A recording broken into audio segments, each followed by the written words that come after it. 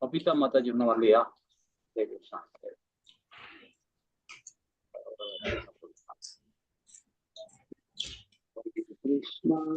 ஹரே கிருஷ்ணா கிருஷ்ண கிருஷ்ண ஹரே ஹரே ஹரே ராம ஹரே ராம ராம ராம ஹரே ஹரே.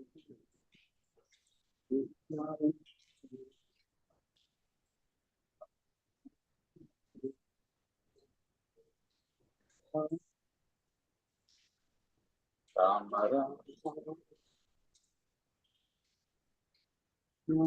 ஹரே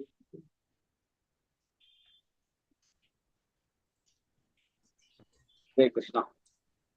நாம எடுக்க போற அத்தியாயம் 35 இல்லைங்களா?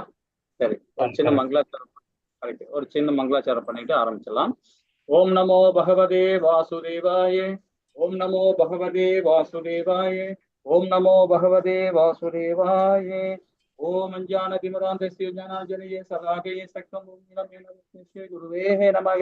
ஸ்ரீ சைத்தன்ய மனோவீசிரம் சாதிரம் येन भूतले स्वयं रूपकदानाय सदाशिवपतिगं हे कृष्णा करुण सिन्धे दीनबन्धे जगत्पते गोपीशा कान्ता राधा कान्ता नमस्ते अतहांचन गौरांगी राधे वृंदानेश्वरी अनुसुदेवी प्रियमानी हरिप्रिये वांछकल्पतराय कृपसिन्धे वस भजनाना भावनीय नमो नमः.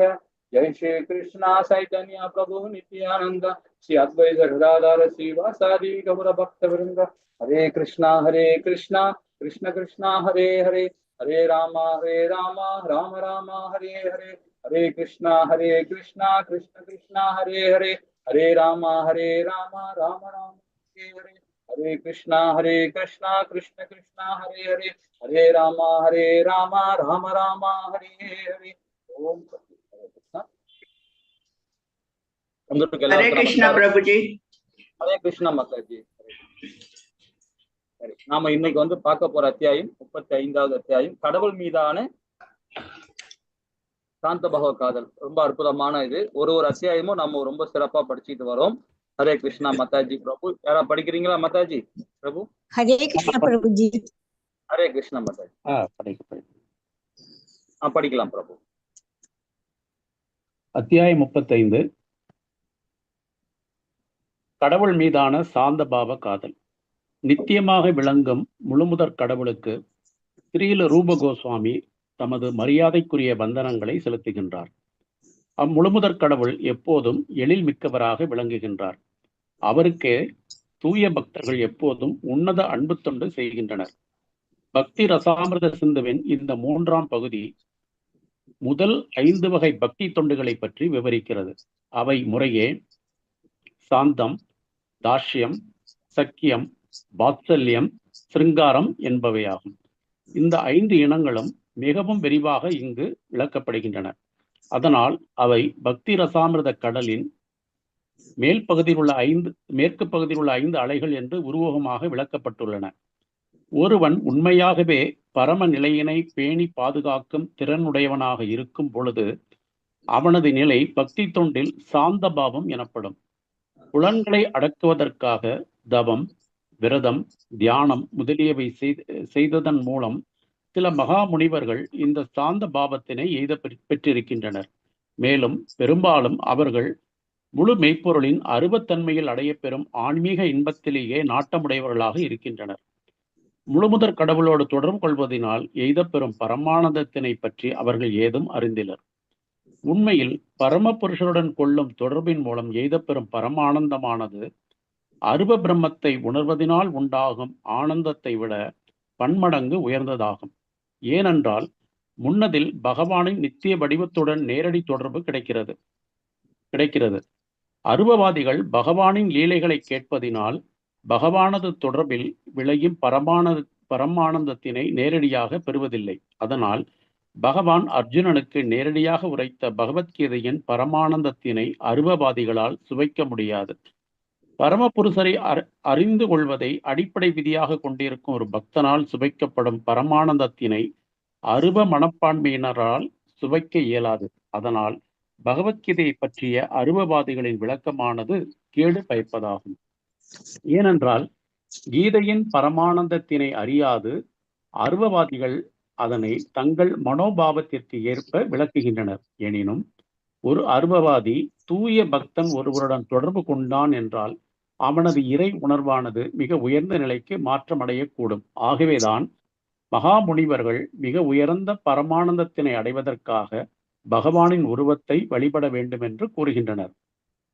பகவானின் வடிவம் அல்லது திருமூர்த்தமான அர்ச்சா விக்கிரகத்தை வழிபடாது ஒருவனால் பகவத்கீதை மற்றும் ஸ்ரீமத் பாகவதம் போன்ற ஆன்மீக இலக்கியங்களை புரிந்து கொள்ள முடியாது. பரம சாந்த நிலையில் வீற்றிருக்கும் அந்த மகா முனிவர்களுக்கு ஆரம்பமாக இருக்க வேண்டியது முழுமுதற் கடவுளின் நாற்கர நித்திய வடிவமாகிய மகாவிஷ்ணுவை சரணடைவதே ஆகும். ஆகையினால் யோகிகள் பகவான் விஷ்ணுவின் வடிவத்தை தியானிக்க வேண்டாம் என்று கபில முனிவர் சாங்கிய யோகத்தில் அவர்களுக்கு பரிந்துரை செய்கிறார். இருந்தும் இந்த யோகிகள் ஒன்றுமற்ற சூனியத்தை தியானிக்கின்றனர். அதனால் பகவத்கீதையில் கூறப்பட்டிருப்பது போல் அவர்கள் விரும்பிய பலனை எய்தாது பெரும் துன்பத்திற்கு உள்ளாகின்றனர். கடுமையான தவங்களையும் விரதங்களையும் மேற்கொண்ட மகான்கள் விஷ்ணுவின் நாற்கர வடிவத்தைக் கண்டு இவ்வாறு குறிப்பிட்டுள்ளனர். நீலவண்ண மேனியுடன் தமக்கு காட்சியளித்திருக்கும் பகவானின் இந்த நாட்கர வடிவம் எல்லா இன்பங்களின் உறைவிடமாகவும் நமது உயிர் சக்தியின் மையமாகவும் விளங்குகின்றது. உண்மையில் நாம் இந்த விஷ்ணுவின் நித்திய வடிவத்தை காணும் பொழுது நாமும் நம்முடன் இருக்கும் பிற பரமஹம்சர்களும் பகவானின் பேரழகினால் உடனடியாக கவரப்படுகின்றோம். தெய்வீக மகான்கள் இவ்வாறு பகவானை போற்றுவதானது அவர்கள் சாந்தரசம் அல்லது பக்தி தொண்டின் சாந்த பாவத்தில் வீற்றிருப்பதற்கு ஒரு எடுத்துக்காட்டாகும்.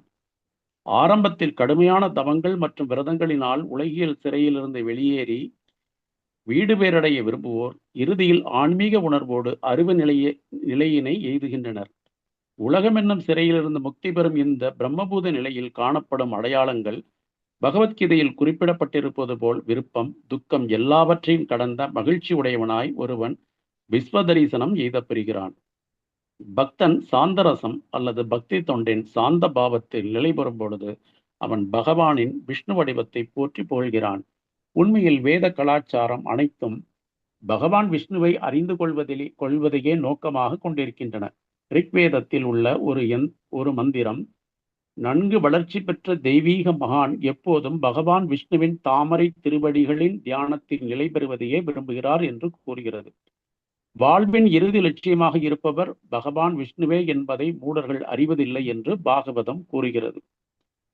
வேத இலக்கியங்கள் அனைத்தின் முடிவாக இருப்பது என்னவென்றால், ஒருவன் பகவான் விஷ்ணுவை போற்றும் நிலை எய்த பெறும் பொழுது அவன் பக்தி தொண்டின் ஆரம்பத்தில் இருக்கிறான் என்பதுவே ஆகும்.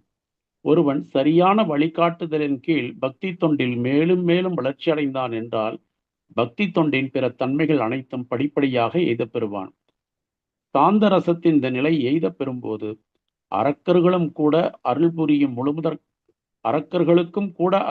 முழுமுதற் கடவுளான பகவான் விஷ்ணுவை அவனால் தரிசிக்க முடியும். இதுபோன்ற பக்தர்களால் பகவான் நித்திய பரம வடிவினர் என்றும் ஆத்ம உணர்வு பெற்றவர்களின் தலைவர் என்றும் பரமாத்மா என்றும் பரபிரம்மம் என்றும் போற்றப்படுகிறார். அவர் மேலும் முற்றிலும் அமைதி உடையவர் என்றும் முற்றிலும் அடக்கமுடையவர் என்றும் தூய்மையானவர் என்றும் பக்தர்களிடத்து கருணை உடையவர் என்றும் எந்த ஒரு பௌதிக நிலையினாலும் தொடப்படாதவர் என்றும் போற்றப்படுகிறார். பயம் கலந்த பக்தியுடன் பகவான் விஷ்ணு இவ்வாறு மகான்களால் போற்றப்படுவதிலிருந்து அவர்கள் சாந்தரசம் அல்லது பக்தி தொண்டின் சாந்த பாவத்தில் இருக்கின்றனர் என்றும் அறிந்து கொள்ளப்படுகின்றனர். இந்த சாந்த ரசத்தினை அருபவாதிகள் தூய பக்தர்களுடன் தொடர்பு கொள்ளும் போது மட்டுமே எய்த முடியும், இல்லையேல் இது சாத்தியமாகாது. பிரம்ம உணர்வு பெற்று முக்தி பெற்ற ஆத்மா ஒருவன் பகவான் கிருஷ்ணரின் தூய பக்தன் ஒருவனுடன் தொடர்பு கொண்டு பகவான் கிருஷ்ணரின் போதனைகளை பிழையற்ற பணிவுடன் ஏற்றுக்கொள்பவன் பக்தி தொண்டின் இந்த சாந்த பாவத்தில் நிலை பெறுகிறான். சாந்த ரசத்தில் வீற்றிருக்கும் மகா முனிவர்களுக்கு சிறந்த எடுத்துக்காட்டாக திகழ்பவர்கள் 4 குமாரர்களான சனகர், சனாதனர், சனந்தர் மற்றும் சனத்குமாரர் ஆவார். இந்த மகா முனிவர்கள் 4வரும் பிரம்மதேவனின் புதல்வர்கள் ஆவார்கள். அவர்கள் பிறந்து பிரம்மதேவனால் இல்லறத்தில் ஈடுபட்டு மனித குலத்தை பெருக்குவதற்காக கட்டளையிட்டப்பட்ட போது அவர்கள் அதை மறுதளித்தனர். அவர்கள் அவரிடம் இல்வாழ்க்கை என்னும் சிறையில் சிக்கிக்கொள்ள தாம் தயாராக இல்லை என்றும் அதற்கு பதிலாக சித்தி பெறுவதற்காக வாழ்நாள் முழுவதும் பிரம்மச்சாரியம் மேற்கொள்ளப் போவதாகவும் கூறினர். அதனால் அந்த மாமுனிவர்கள் கோடிக்கணக்கான வருடங்கள் வாழ்கின்ற போதும் அவர்கள் 4 அல்லது 5 வயது சிறுவர்களாகவே காட்சியளிக்கின்றனர். அவர்களின் மேனி சிவந்த நிறமுடையவதாகவும் ஒளியுடையதாகவும் விளங்குகின்றது. அவர்கள் எப்போதும் ஆடையின்றி நிர்வாணமாகவே பயணம் செய்கின்றனர். இந்த 4 முனிவர்களும் பெரும்பாலும் எப்போதும் சேர்ந்தே இருக்கின்றனர். 4 குமாரர்களும் செய்த பிரார்த்தனையில் இவ்வாறு கூறுகின்றனர்: ஓ பகவான் முகுந்தனே, அதாவது முக்தி தரும் கிருஷ்ணரே, புதிதாக வளர்ந்த தமால மரத்தை போல் நீல நிறமுடைய உமது சச்சிதானந்த வடிவத்தை ஒருவன் காணாதவரை அவனுக்கு பிரம்மம் எனப்படும் முழு மெய்ப்பொருளின் அருவத்தன்மையே மிகவும் இன்பமளிப்பதாக இருக்கும். பக்தி ரசாமிர்த சிந்துவில் ஒரு தெய்வீக மகானின் குணங்கள் பின்வருமாறு விவரிக்கப்படுகின்றன. பக்தி தொண்டு செய்வதால் முக்தியடைய முடியும் என்று முற்றிலுமாக அறிந்து கொள்பவன் தெய்வீக மகான் ஆவான். அவன் எப்போதும் பக்தி வாழ்வின் ஒழுங்குமுறை விதிகளுக்கு ஏற்ப வாழ்வான். அதே சமயம் பௌதிக சிறையிலிருந்து விடுதலை பெறுவதில் விருப்பமுடையவனாகவும் இருப்பான். ஒரு தெய்வீக மகான் இவ்வாறு சிந்திக்கின்றான்: மலை குகைகளில் நான் எப்பொழுது தனிமையில் வாழும் திறன் பெறுவேன்? எப்போது நான் ஒரு கோவணத்துடன் மட்டும் வாழ்வேன்? எப்போது நான் ஒரு காயோ கனியோ உண்பதில் மட்டும் திருப்தி அடைவேன் என்று நான் பிரம்மஜோதிக்கு மூலாதாரமாக விளங்கும் பகவான் முகுந்தனின் திருவடி தாமரைகளை மட்டுமே எப்போதும் சிந்தனை செய்பவனாவேன். அந்த ஆன்மீக வாழ்வில் எப்போது நான் எனது இரவுகளையும் பகற்பொழுதுகளையும் நித்திய காலத்தில் சிறிதும் முக்கியத்துவமற்றவை என்று முற்றிலும் புரிந்து கொள்வேன். பகவானின் கீர்த்திகளை எப்போதும் உபதேசிக்கும் பக்தர்களும் ஆத்ம உணர்வு பெற்றவர்களும் எப்போதும் தங்கள் மனங்களில் பகவான் மீதான மெய்மறந்த காதலை போற்றி பாதுகாக்கின்றனர். அதனால் அவர்கள் மெய்மறந்த காதல் நிலவின் ஒளியினால் பயனடைகின்றனர். அப்படிப்பட்டவர்களே தெய்வீக மகான்கள் என்று அழைக்கப்படுகின்றனர். ஹரே கிருஷ்ணா பிரபு. ஹரே கிருஷ்ணா. ஹரே கிருஷ்ணரே. நாம இது வரைக்கும் பார்த்தீங்கன்னா மெய்மறந்த காதல்ல சாந்த பாவ காதல் அப்படின்ற அந்த சாராம்சத்துல நம்ம படிச்சுட்டு இருக்கோம் இல்லைங்களா? இங்க பகவானுடைய தொடர்பு நாம பகவத்கீதையில 2வது லெவல்ல படிக்கும்போது நம்ம விரிவா அதை பத்தி படித்தோம் இல்லைங்களா? பகவானுடைய அனநேய பக்தர்களுக்குள்ள உள்ள அந்த சங்கம், பக்தர்கள் சங்கம், சாது சங்கம், நேற்றுடன் நம்ம இதை பத்தி கொஞ்சம் விரிவா படிச்சோம். நேற்றுடன் நம்ம போன வாரம் கூட கொஞ்சம் சாதமா பார்த்தோம் இல்லைங்களா? பக்தர்கள் சங்கம்னு சொல்லும் போது பாத்தீங்கன்னா நம்ம பகவானை பத்தி தான் பேசுவோம். பகவானை பத்தி தான் அவருடைய வைபவத்தை பத்தி பேசுவோம், அவருடைய லீலையை பத்தி பேசுவோம். இதுதான் பேசிட்டு இருக்கோம். பௌதிகத்துல நம்ம பேசவே மாட்டோம். பக்தர்கள் சங்கம். அதே சாது சங்கத்துல பார்க்கும் போதுன்னா பகவானுக்கு தொண்டு செய்யணும், பகவானுக்கு கீர்த்தனை பண்ணணும், பகவானுக்கு பிரசாதம் பண்ணணும், பகவானுக்கு அலங்காரம் பண்ணணும். இதை பத்தி தான் சாது சங்கத்துல இருக்கும்போது நாமும் அந்த செயல் பண்ணுவோம். இது 2 டிஃபரெண்ட் இருக்கு. இப்ப நாம எந்த நிலையில நம்ம இருக்கோம் பாத்தீங்கன்னா கனிஷ்டக அதிகாரி நிலையில இருக்கும். ஆரம்ப கட்ட பக்தராக நம்ம பகவானுக்கு தொண்டு செஞ்சுட்டு இருக்கோம். அப்படி பாத்தீங்கன்னா இந்த கீதையை படிக்கிறோம், உபநேசங்கள் படிக்கிறோம், ஸ்ரீமத் பாகவதம் கேட்கிறோம். இதெல்லாம் நம்ம படிச்சுட்டு கேட்டுன்னு தான் இருக்கிறோம் இல்லைங்களா? இப்போ பகவானுடைய தொடர்பு இருக்கணும் அப்படின்னு சொல்லும்போது பாத்தீங்கன்னா இந்த மாதிரி பக்தர்கள் சங்கத்துல, சாது சங்கத்துல, இந்த மாதிரி நம்ம ஞான யோகத்துல படிக்கும் போது பாத்தீங்கன்னா நமக்கு பகவானுடைய சங்கத்துல நாமும் உள்ள போயிடுவோம் இல்லைங்களா? பக்தியில உள்ள வந்துடும். அதே மாதிரி பக்தி எப்படி பகவான் நம்ம பக்தி ஏத்துக்கிட்டாருன்றதையும் நம்ம ஏற்கனவே படிச்சிருக்கோம் இல்லைங்களா? அதாவது மாயா புக்களோட அதை பத்தி படிச்சிருக்கோம். மாயா புக்ல படிக்கும்போது கூட பகவான் எப்படி பக்தி ஏத்துக்கிட்டாரு அப்படின்னு 14 விதமான செயல்பாடு மூலியமா நம்ம மாயத்துல இருந்து கட்டுண்ட ஆத்மாக்கள் இருந்தாலும் அந்த 14 விதமான மாயத்திலிருந்து நம்ம வெளியே இருக்கும்போது பாத்தீங்கன்னா கண்டிப்பாக நாமும் பகவான் நம்ம பக்தி ஏத்துக்கிட்டாரு அப்படின்றதையும் நம்ம படிச்சோம். மாயா புக்லயே படிச்சோம். அதே மாதிரி ஈஷோபனிஷத்துலயும் பாத்தீங்கன்னா 2வது இதுல ரொம்ப அழகா நாம அதை படிச்சோம். 2வது மந்திரத்திலேயே நம்ம இதை பத்தி தெளிவா படிச்சோம். முதல் நிலை படிக்கும் போது பாத்தீங்கன்னா நம்ம என்ன மாதிரி பகவானுக்கு பக்தி கொடுக்கணும், ஏன் பக்தி நம்ம பகவானாக ஏத்துக்கிட்டாரு அப்படின்றதையும் நாம நிறைய உபநேசங்களை நம்ம தெளிவா படிச்சுட்டோம். சரி, இப்ப நமக்கு ஒரு கேள்வி, நம்மளுக்குள்ளே நம்ம கேள்வி கேட்கலாம். எப்படி பார்த்தீங்கன்னா 3 விதமான பகவான் பக்தியில ஏத்துக்கிட்டாரு அப்படின்றத நம்ம இதுவரைக்கும் நிறைய படிச்சிருக்கோம், உதாரணம் சொல்லியிருக்கிறோம். நீங்க ஒரு வாரம் சொல்ல முடியுமா? பக்தி பகவான் ஏத்துக்கிட்டாரா? நம்ம பக்தியை எப்படி நீங்க உணர்வீங்க?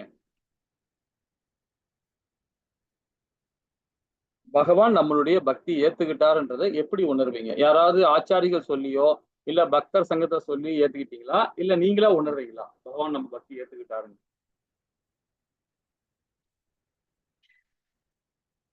ஹரே கிருஷ்ணா பிரபுஜி. ஹரே கிருஷ்ண மாதாஜி. நம்மளே உணரலாம் பிரபுஜி. எந்த வகையில மாதாஜி உணர முடியும்? ஹரே கிருஷ்ணா. ஆனந்த கண்ணீர் வரும் பிரபுஜி அவரை பார்க்கும் போதே. ஓகே, ஆனந்த அப்புறம் வந்து கண்ணீர். அந்த முகம் வந்து பூரிப்பு அடையும். ஒரு பிரசாதம் செய்யும் போது சாதாரணமா செய்யும் போதை விட பகவானுக்கு பிரசாதம் செஞ்சு அதை சாப்பிடும் போது நல்ல டேஸ்டா இருக்கும் பிரபுஜி. ஹரே கிருஷ்ணா மாதாஜி, ரொம்ப அழகா சொல்றீங்க, புரிதலோட இருக்கு. ஹரே கிருஷ்ணா. ஹரே கிருஷ்ணா மாதாஜி. வேற யாராவது சொல்ல முடியுமா? மாதாஜி ரொம்ப அழகா சொன்னாங்க, அந்த 2 விதமான செயல்பாடு மூலியமா நான் பகவான் என்னோட பக்தி ஏத்துக்கிட்டாங்க அப்படின்றத உணர்றோம். சரி, ஆனா உலகியல் வாழ்க்கையில இருக்கவங்களுடைய தொடர்பு பிடிக்காம பக்தர்கள் உண்டான தொடர்பு மிகவும் பிடிக்கும். அது ஒரு அறிகுறி. அது இந்த இப்ப நாம இந்த 35வது அத்தியாயத்துல இதை பத்தி ரொம்ப அழகா விரிவா பகவான் கொடுத்துருக்காரு. இது ஒரு பாயிண்ட், 3 பாயிண்ட் ஆச்சு. இன்னும் சொல்லிட்டே இருக்கலாம் நிறைய. இது மத்தவங்களுக்கு ஏதாவது என்ன புரியல அடைஞ்சிருக்கிறீங்க? ஏன்னா ஸ்ரீமத் பகவத்கீதையில நம்ம அந்த 2வது லெவல்ல வரும்போது ஃபர்ஸ்ட் அதான் படிச்சோம். அதாவது கீதையை பத்தி புரிதல் எப்படி அடைஞ்சிரும், 5 விதமான சாராம்சம் நம்ம கீதையை நம்ம தெரிஞ்சுக்கிறோம் இல்லைங்களா? 5 விதமான விஷயங்கள் தெரிஞ்சுக்கிறோம். அதுலயே வந்து 2வது லெவல் வரும்போது நம்ம எப்படி புரிதல் அடைஞ்சிருக்கோம் அப்படின்றதையும் நம்ம தெளிவா தெரிஞ்சுக்கிட்டோம். அதுதான் கேட்கிறேன், பகவான் வந்து நம்ம பக்தி எப்படி எந்த வகையில ஏத்துக்கிறார், நம்ம எப்படி உணர முடியும்? இப்ப மாதாஜி பிரபு சொன்ன மாதிரி உங்களுக்கு ஏதாவது ஒரு எக்ஸ்பீரியன்ஸ் இருக்கும் இல்லைங்களா? இல்ல நம்ம படிச்சது ஞாபகம் இருக்கலாம். ஹரே கிருஷ்ணா பிரபுஜி, உள்ளூர் ஆனந்தமா இருக்கும் பிரபுஜி. பிரபுஜி என்ன மாதாஜி? அதான் என்ன சொல்லுங்க? மனசுக்கு ஒரு நிம்மதியா இருக்கும் மாதாஜி. மனசுக்கு சந்தோஷமாவும் நிம்மதியாவும் இருக்கும் மாதாஜி. பிரபுஜி ஓகேம்மா மாதாஜி. சரி, நம்ம எல்லாருமே ஒரு 5-6 பேருக்கு நம்ம ரொம்ப அழகா நம்ம தெரிஞ்சுக்கிட்டோம் இல்லைங்களா? ஆனாலும் வேதத்திலையும் உபநேசங்கள்ல என்ன சொல்லப்படுன்னா, கடின உபநேசம்ல என்ன சொல்லப்படுது பார்த்தீங்கன்னா, பக்தியை வந்து பகவான் எப்படி ஏத்துக்கிறாரு அப்படின்னு பாத்தீங்கன்னா, ஆரம்ப கட்ட பக்தரும் சரி, மத்தியம அதிகாரியும் சரி, உத்தம அதிகாரியும் சரி. இப்ப கனிஷ்டக அதிகாரியா இருக்கும்போது பகவான் எப்படி பக்தி ஏத்துக்கிறார் பாத்தீங்கன்னா, நம்மளுடைய செயல்பாடு எல்லாமே இப்ப பிரபுஜி சொன்ன மாதிரி நம்ம எல்லாமே பக்தர்கள் சங்கத்துல தான் இருப்போம், பௌதிகவாதிகள்கிட்ட பேச மாட்டோம். ஆனா நம்மள அறியாமவே நம்ம குடும்பத்துல இருக்கலாம் பௌதிகவாதிகள், எல்லாருமே பௌதிகவாதிகள் தான். நம்ம என்ன பணம் சம்பாரிச்சுதான் ஆக்கணும் இல்லைங்களா? சாப்பிடணும், சம்பாதிக்கணும், சமுதாயத்துல மேன்மை அடையத்துக்காக நம்ம போய்தான். அப்ப நம்ம எல்லாருமே பௌதிகவாதி தான். ஆனா அந்த பௌதிகமான செயல் வந்து கொஞ்சம் கொஞ்சமா குறைஞ்சிக்கிட்டே வரும். ஆன்மீக தளம் வந்து விரிஞ்சுக்கிட்டே போகும், ஆன்மீக தளம் விரிஞ்சுக்கிட்டே வரும். ஏன்னா பகவானுடைய பார்வை நம்ம மேல பட்டாதான் அந்த செயல் வரும், இல்லைன்னா கண்டிப்பா வரவே வராது. கண்டிப்பா வரவே வராது. ஏன்னா நமக்குள்ள இருக்கிற பரமாத்மா நம்ம பார்க்க ஆரம்பிச்சிட்டோம். உள்ள இருக்கிற பரமாத்மா பார்க்க ஆரம்பிச்சிட்டோம்னா அவர் வழி நடத்த ஆரம்பிச்சிருவார், ஆட்டோமேட்டிக்கா நம்மளை வழி நடத்துவார். அப்படியே வந்து ஒரு சில இடத்துல பௌதிகத்துல இருக்கும்போது பாத்தீங்கன்னா நம்ம அறியாமவே ஒரு சில தவறுகள் எல்லாம் பண்ணுவோம். அந்த தவறு நம்ம திருத்திக்கிறோம். கண்டிப்பா நம்ம தவறு செய்யாம இருக்க மாட்டோம். இப்ப ஏதாவது ஒரு ஆள் வந்து ஒரு பணம் கொடுக்குறாங்க, ஏதோ ஒரு உதவி பண்றாங்க, ஏதோ ஒரு வகையில் நமக்கு ஏதோ பண்றாங்கன்னா அதை நாம ஏத்துக்கிட்டோம்னு வச்சுக்கலாம். ஏத்துக்கும் போது அப்ப நம்ம என்ன ஆகுதுன்னு பாத்தீங்கன்னா, நாம வந்து அதுக்கு நம்ம வந்து ஃபேவர் ஆயிடுறோம், அவங்களுக்கு ஃபேவர் ஆயிடுறோம் நம்ம இல்லைங்களா? அதை மாதிரி ஒரு சந்தர்ப்ப சூழ்நிலை நமக்கு அமையும். ஸோ அதெல்லாம் மீண்டு வரணும். நம்ம அதை மீண்டு வரணும்னா அது பகவானுடைய பக்தி மார்க்கத்துல இருந்தாதான். ஸோ அதுக்குள்ள பரமாத்மா நமக்குள்ள இருக்கிறாருங்களா? நமக்குள்ள இருக்கிறாருன்னா அப்போ பக்தி மார்க்கத்துல இருக்கும்போது நம்மளை வந்து வழி நடத்த ஆரம்பிச்சிருவார். இதுதான் முதல் பக்தியை பகவான் ஏத்துக்கிட்டாருன்னு சொல்றது அதாவது அந்த உபநேசங்களை சொல்லப்பட்டிருக்காங்க. அதே மாதிரி பாத்தீங்கன்னா 2வது நிலை வந்ததுன்னா பகவானுடைய பக்தர்கள், பகவத் பக்தர்கள், நம்ம எல்லாம் பகவத் பக்தர் தானே, பகவானுடைய பக்தர்கள் தானே. நம்ம ஞான யுகத்துல தான் இதை படிச்சுட்டு இருக்கோம். அதே 2வது லெவல் வரும்போது நம்ம பகவானுடைய பக்தர்கள் சங்கத்துல இருக்கும்போது பாத்தீங்கன்னா நிறைய விஷயங்கள் நம்ம செயல்பட ஆரம்பிச்சோம். அந்த சங்கத்துல எப்பவுமே ஈடுபாடு இருந்துகிட்டே இருக்கும். ஏதாவது ஒரு பேசிக்கிட்டே இருப்போம். எதை பத்தி பேசுவோம்? பகவானை பத்தி தான் பேசுவோம், பகவானை மைய பத்தி தான் பேசிக்கிட்டே இருப்போம். இது 2வது நிலை. 3வது நிலைன்னு பார்க்கும்போது பாத்தீங்கன்னா சாது சங்கத்துல தொடர்பு வருதுன்னா சாதாரணமா வரவே வராது. எந்த சாது சங்கத்துலயும் தொடர்பு அவ்வளவு சீக்கிரமா நமக்கு கிடைக்காது. சாது சங்கத்துல தொடர்புனா ரொம்ப பெருசு, ரொம்ப விஷயம் அது. ஏன்னா அவங்களுக்கு வந்து பணிவிடை பண்றது பெரிய பகவானுக்கு செய்யற பணிவிடை பண்ற மாதிரி இல்லைங்களா? இப்ப நம்மளுடைய கோவில் ஆச்சாரி வந்துட்டோம்னா அவங்களுக்கு தேவையான விஷயங்களை நாம ஒரு நாள் ஃபுல்லா பண்ணோம். கூட இருந்துகிட்டு அவருடைய துணிமணி எல்லாம் வாஷ் பண்றது, அவருக்கு வந்து தேவையான விஷயங்கள்லாம் சரி பண்ணி கொடுக்கறதுக்கு. ஸோ இதெல்லாம் வந்து பாத்தீங்கன்னா எப்படின்னு இதெல்லாம் வந்து பகவானுடைய இது வந்து உத்தம அதிகாரியுடைய செயல் இதெல்லாம். இது இப்போ நான் ஒரு கோவில்ல இந்த கோவில்ல போயிருந்தோம், நம்ம துவாரகா போயிருந்தோம். துவாரகால பாத்தீங்கன்னா அந்த கோவில் உள்ள எங்களால போக முடியல.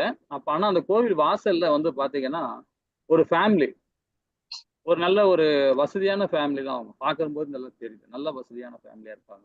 அவங்க 2 பேருமே என்ன புருஷன் பொண்டாட்டி 2 பேருமே சின்ன ஒரு மிடில் ஏஜ் தான் இருக்கும். ஒரு 40, 35 அந்த மாதிரி வயசா இருக்கும். ஸோ அவங்க 2 பேருமே என்ன பண்றாங்கன்னா, இந்த சைட்ல வந்து அந்த மாத்தாச்சி, இந்த சைட்ல அந்த வாசப்படி, கோயில் வாசப்படியில இந்த சைட்ல அந்த சைடு 2 பேரும் மாறி மாறி அந்த பிள்ளைகளும் சேர்ந்துக்கிட்டு செருப்புங்கெல்லாம் நம்ம பக்தர்கள் உள்ள போயிருக்காங்க இல்லைங்களா, அந்த செருப்பெல்லாம் தனித்தனியா விட்டு விட்டு போயிடுவாங்க. சில பேர் மேல ஏறி போயிடுவாங்க, சில பேர் கலைச்சு விட்டுருவாங்க இல்லைங்களா. அவங்க என்ன பண்றாங்கன்னா ஜோடி சேர்த்து வைக்கிறாங்க செருப்பு. அந்த செருப்பை அப்படி அடிக்கடிக்கு எடுக்கிறாங்க. இந்த சைட்ல மனைவி பண்றாங்க, அந்த சைட்ல கணவர் பண்றாரு, அந்த குழந்தைகளும் கூட ஹெல்ப் பண்ணுது.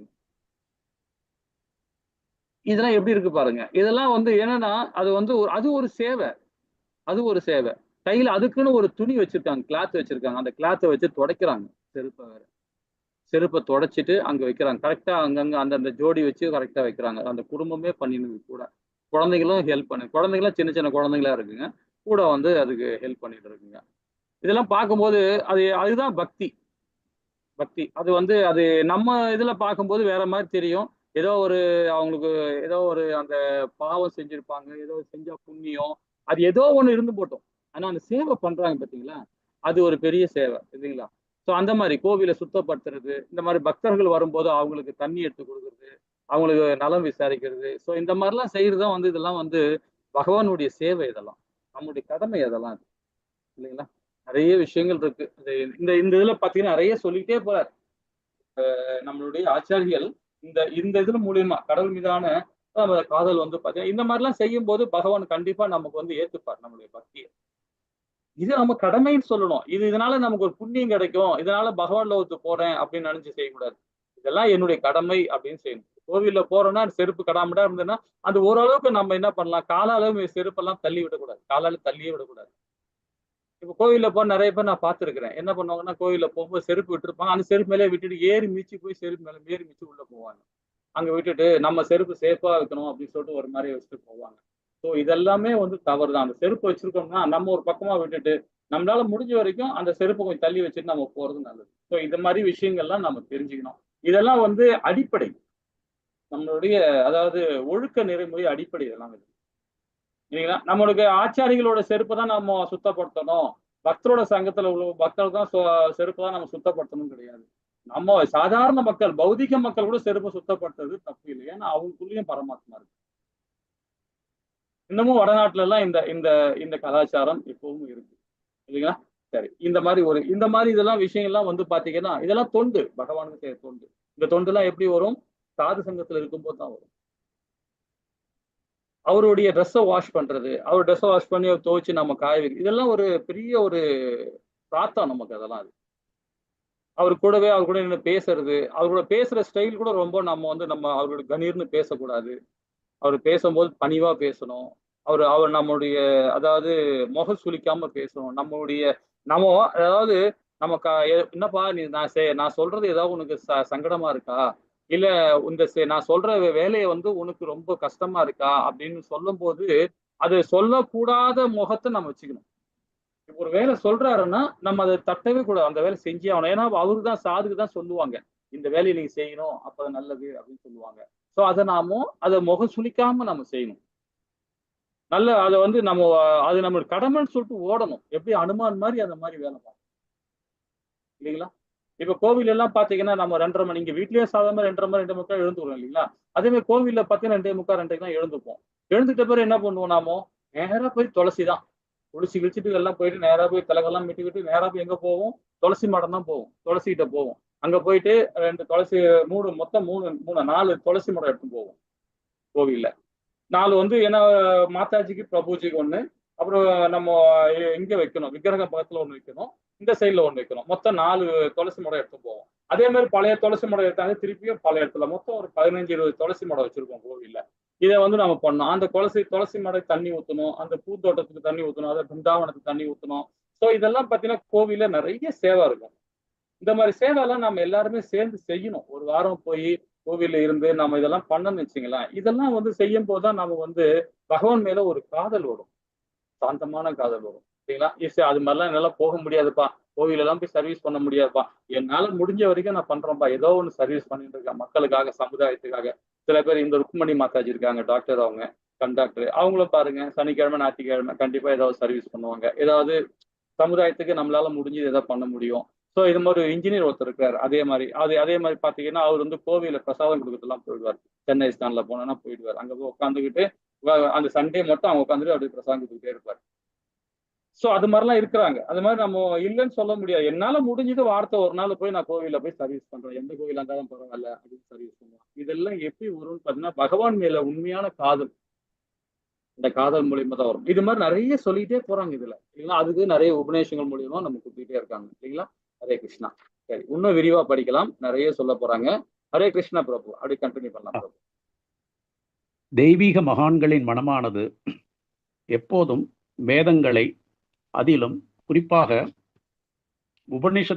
உபனிஷதங்களை படிப்பது, சாதாரண மனிதர்களின் தொல்லைகள் எதுவும் இல்லாத தனி இடங்களில் வாழ்வது, கிருஷ்ணரின் நித்திய வடிவத்தை சதா சிந்திப்பது, முழு மெய்ப்பொருளை சிந்திப்பதற்கும் புரிந்து கொள்வதற்கும் தயாராக இருப்பது, ஞானத்தினை வெளிப்படுத்துவதற்கு முக்கியத்துவம் அளிப்பது, பரமபுருஷ பகவானை அவரது விஸ்வரூபத்தில் தரிசிப்பது, எப்போதும் கற்றறிந்த பக்தர்களோடு உறவு கொண்டு அவர்களோடு வேதங்களின் முடிவுகளை பற்றி விவாதிப்பது போன்றவற்றிலேயே ஈடுபடுகின்றது. தெய்வீக மகானிடம் காணப்படும் இக்குணங்கள் அவர் சாந்த ரசத்தில் நிலை பெறுவதற்கு உதவுகின்றன. பக்தி ரசாமிர்த சிந்துவில் உபனிஷத்துக்கள் போன்ற வேத இலக்கியங்களை கற்பதற்காக பிரம்மதேவனால் கூட்டப்பட்ட புண்ணிய கூட்டத்தில் கலந்து கொண்டவர்கள் அனைவரும் எதுகுலத்தின் தலைவரான கிருஷ்ணர் மீது மெய்மறந்த காதல் கொண்டனர் என்று குறிப்பிடப்பட்டு இருக்கிறது. உண்மையில் உபனிஷத்துக்களை கற்பதின் பயன் முழுமுதற் கடவுளை அறிந்து கொள்வதே ஆகும். உலக வாழ்வினை புறக்கணிப்பது உபனிஷத்துக்கள் கூறும் பொருட்களில் ஒன்றாகும். அடுத்து அது கூறுவது அருவ பிரம்மத்தை உணர்வதாகும். அருவ பிரம்மத்தில் உட்புகுந்த பின்னர் ஒருவர் முழுமுதற் கடவுளுடன் தொடர்பு கொள்ளும் நிலைக்கு உயரும் போது உபனிஷத்துக்கள் கூறும் இறுதி இலட்சியத்தை அடைகிறான். சாந்த ரசத்தில் இருப்பவர்கள் பக்தி தொண்டில் வளர்வதற்கான ஊக்கத்தினை பகவானின் தாமரை திருவடிகளுக்கு அர்ப்பணிக்கப்பட்ட துளசியை முகர்வதாலும், அவரது புனித சங்கின் ஒளியை கேட்பதாலும், மலைகளில் உள்ள புனித ஸ்தலங்களை பார்ப்பதாலோ, விருந்தாவனத்தில் உள்ளது போன்ற வளங்களை நோக்குவதனாலோ, புனித யாத்திரை மேற்கொள்வதினாலோ, கங்கை நதியில் புனித தீர்த்தம் ஆடுவதாலோ, உடலின் தேவைகளை வெற்றி கொள்வதாலோ, ஊழிகாலத்தின் அழிவை புரிந்து கொள்வதாலோ, கிருஷ்ண உணர்வில் எப்போதும் ஈடுபட்டிருக்கும் பக்தர்களுடன் தொடர்பு கொள்வதாலேயோ பெறுகிறான். இப்பல்வேறு இனங்கள் எல்லாம் சாந்த ரசத்தில் வீற்றிருக்கும் உயர்ந்த மகான்கள் பக்தி தொண்டின் வளர்ச்சி நிலை பெறுவதற்கு சாதகமானவையாகும். ஸ்ரீமத் பாகவதம் 3ஆம் காண்டம் 15ஆம் அத்தியாயம் 43வது ஸ்லோகத்தில் சது சன எனப்படும் தெய்வீக மகாமுனிவர்களான சனத்குமாரர்களின் கூற்று ஒன்று காணப்படுகிறது. அவர்கள் வைகுண்ட லோகத்தில் உள்ள பகவானை தரிசிக்க சென்றனர். அங்கே அவர்கள் பகவானை வணங்கி நின்ற பொழுது மகரந்தத்துடன் கூடிய துளசி இலைகளின் நறுமணம் அவர்கள் நாசியுனில் புகுந்து அவர்களின் மனங்களை கவர்ந்தது. இந்த 4 முனிவர்களும் எப்போதும் அருவ பிரம்மத்தின் நினைவிலேயே மூழ்கியவர்களாக இருப்பினும் பகவானுடன் கொண்ட தொடர்பினாலும் துளசி இலைகளின் நறுமணத்தை முகர்ந்ததாலும் அவர்களுக்கு மயிர் கூச்சறிந்தது. இந்நிகழ்ச்சி பிரம்ம உணர்வில் ஒருவன் நிலை பெற்றிருந்த போதிலும் அவன் தூய பக்தி தொண்டில் ஈடுபட்டிருக்கும் பக்தருடன் தொடர்பு கொள்வானாகில் அவன் உடனே பகவானின் தனிப்பட்ட வடிவத்தின் மீது ஈடுபாடு உடையவனாகிறான் என்பதை காட்டுகிறது. சாந்தரச பக்தி தொண்டில் ஈடுபட்டிருக்கும் மகா முனிவர்களுக்கு சில குறிப்பிட்ட அடையாளங்கள் இருக்கின்றன. அந்த அடையாளங்கள் பின்வருமாறு வெளிப்படுகின்றன. அவர்கள் தங்கள் பார்வையை மூக்கின் நுனி பகுதியில் வைக்கின்றனர். மேலும் அவர்கள் ஓர் அவதூதரை போல் நடந்து கொள்கின்றனர். அவதூதர் என்றால் சமூக சமய வேத மரபுகளை பற்றி கவலைப்படாத உயர்ந்த யோகி என்று பொருளாகும். மற்றொரு அடையாளம், அவர்கள் உரையாற்றும் போது தங்கள் சுட்டு விரலையும் பெருவிரலையும் ஒன்றாக பொருத்திக் கொள்வர். இது ஞானமுத்திரை எனப்படும். அவர்கள் நாத்திகர்களுக்கு எதிரானவர்கள் அல்லர். அதுபோல் பக்தர்களிடத்து பாசமுடையவர்களும் அல்லர். அவர்கள் முக்தியை பற்றியும் பௌதிக வாழ்வின் மீது பற்றற்று இருப்பதை பற்றியும் மிகவும் அழுத்தி கூறுவர். அவர்கள் எப்போதும் நடுநிலையில் இருப்பவர்கள் ஆவர். அவர்கள் பௌதிகமான எதன் மீதும் பற்றற்றவர்கள், அவற்றோடு தொடர்புகள் அற்றவர்கள். அவர்கள் எப்போதும் அமைதியுடன் இருப்பர். ஆனால் முழுமுதற் கடவுளின் நினைவிலேயே முற்றிலும் ஆழ்ந்திருப்பர். இந்த சிறப்பு தன்மைகள் எல்லாம் சாந்த ரசத்தின் நிலை பெற்றிருக்கும் பக்தரிடம் வளர்ச்சி பெறுகின்றன. மூக்கு நுனியின் மீது பார்வையை வைப்பதை பற்றி பக்தி ரசாமிர்த சிந்துவில் ஒரு குறிப்பு காணப்படுகிறது. அதில் இவ்வாறு ஒரு யோகி செய்வதை பார்த்த ஒரு பக்தன் கூறுகிறான், இந்த மாமுனிவர் தமது பார்வையை தமது மூக்கின் நுனியின் மேல் வைக்கிறார். இதிலிருந்து இவர் தமக்குள் பகவானின் நித்திய வடிவத்தை ஏற்கனவே உணர்ந்திருக்கிறார் என்று தெரிகிறது. சாந்தரசத்தில் இருக்கும் ஒரு பக்தன் சில சமயம் கொட்டாவி விடுகிறான். கை கால்களை அகல பரப்பி வைத்துக் கொள்கிறான். பக்தி தொண்டு பற்றி உபதேசிக்கிறான். பகவானின் திருமூர்த்தத்திற்கு மரியாதைக்குரிய வந்தனங்களை சமர்ப்பிக்கிறான். பகவானை அழகுமிகு ஸ்லோகங்களால் நன்கு பிரார்த்திக்கின்றான். இவ்வாறு பகவானுக்கு தமது உடலால் தொண்டு செய்ய விரும்புகிறான். இவையெல்லாம் சாந்தரசத்தில் இருக்கும் ஒரு பக்தனிடம் பொதுவாக காணப்படும் அடையாளங்களாகும். கொட்டாவி விடும் ஒரு பக்தனை பார்த்து மற்றொரு பக்தன் அவனிடம் கூறினான், அன்பிற்குரிய பக்தனே, உமது உள்ளத்தில் மெய்மறந்த காதல் சிறிதளவு இருக்கிறது என்று நினைக்கின்றேன். அதுதான் நீ கொட்டாவி விடுவதற்கு காரணமாகும். சில சமயம் சாந்தரசத்தில் இருக்கும் ஒரு பக்தன் திடீரென்று கீழே விழுபவனாகவும் மயிர்கூச்செறிபவனாகவும் உடலெங்கும் நடுங்குபவனாகவும் காணப்படுகிறான். இவ்வாறு இதுபோன்ற பக்தரிடம் தன்னை மறந்த சமாதி நிலையின் அடையாளங்கள் தானாகவே வெளிப்படுகின்றன. பக்தி ரசாமிர்த சிந்துவில் பகவான் கிருஷ்ணர் பாஞ்சசன்யம் என்னும் தமது சங்கினை ஊதிய பொழுது மலை குகைகளில் தவம் செய்து ஆழ்ந்த சமாதி நிலையில் இருந்த மாமுனிவர்கள் அதன் ஒளியை கேட்டு தங்கள் சமாதி நிலையிலிருந்து விழிப்புற்றனர். அவர்கள் தங்கள் உடல் முழுவதும் மயிர்குச்சரிவதை கண்டனர். சில சமயம் சாந்தரசத்தில் உள்ள பக்தர்கள் அதிர்ச்சி அடைந்து செயலற்று போகின்றனர், மௌனத்தில் ஆழ்கின்றனர், மகிழ்ச்சி அடைகின்றனர், சிந்தனை வயப்படுகின்றனர், பிரதிபலிக்கின்றனர், தர்க்கம் செய்கின்றனர். இவ்வடையாளங்கள் அவர்களின் தொடர்ந்த மெய்மறந்தவை அல்லது உணர்ச்சிமயமாக நிலை பெற்றிருந்தலை குறிப்பிடுகின்றன. ஆத்ம உணர்வு பெற்ற முனிவர் ஒருமுறை பரமபுருஷ பகவான் கிருஷ்ணர் துவாரகையில் தான் இருக்கின்றார், ஆனால் தன்னால் அவரை காண முடியவில்லையே என்று மனம் வருந்தினார். இவ்வாறு நினைத்தவுடன் அவர் அப்படியே செயலற்று போனார். தனது காலத்தையெல்லாம் நான் வீணாக கழித்து விட்டோமோ என்று அவர் ஏங்கினார். அதாவது அந்த முனிவர் மனம் வருந்தி புலம்பினார். ஏனென்றால் முழுமுதற் கடவுள் துவாரகையில் மிக சமீபத்தில் இருந்தும் தனது தியானத்தின் காரணமாக தான் அவரை தரிசிக்க முடியாமல் போயிற்றே என்பதினால்.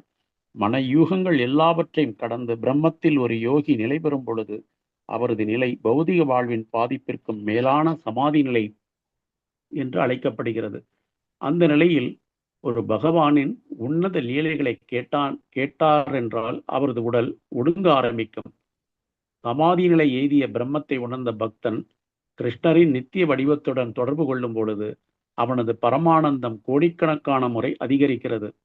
ஒரு மாமுனிவர் மற்றொருவரிடம் வினவினார், அன்பு நண்பரே, அஷ்டாங்க யோக சித்தியை நான் எய்திய பிறகு என்னால் முழுமுதற் கடவுளின் நித்திய வடிவத்தை தரிசிக்க முடியும் என்று நீர் கருதுகிறீரா?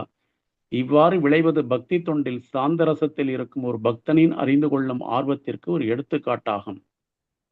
பகவான் கிருஷ்ணர் தமது சகோதரர் பலராமனுடனும் சகோதரி சுபத்திரையுடனும் சூரிய கிரகணத்தின் போது தேரில் குருஷேத்திரத்திற்கு வந்தபோது அவர்களுடன் பல யோகிகளும் சேர்ந்து வந்தனர்.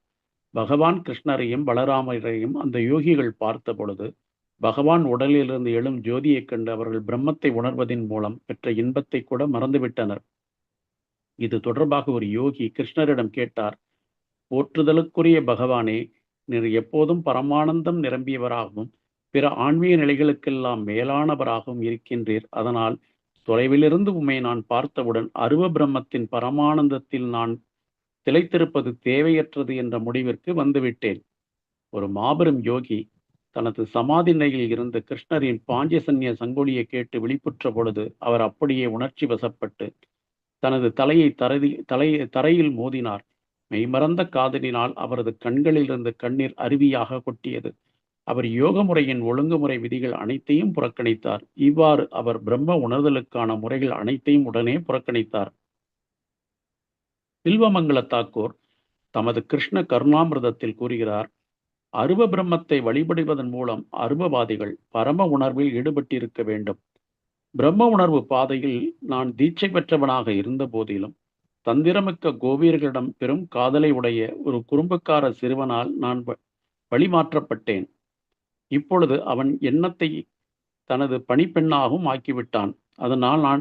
அதனால் இப்பொழுது நான் பிரம்மத்தை உணரும் வழிமுறையை மறந்துவிட்டேன். வில்வமங்கல தாக்கூர் முதலில் முழு மெய்ப்பொருளின் அருவ உணர்விற்கான ஆன்மீக தீட்சை செய்விக்கப்பட்டார். பிறகு அவர் விருந்தாவனத்தில் கிருஷ்ணருடன் தொடர்பு கொண்டதினால் மிக சிறந்த பக்தராக மாறினார்.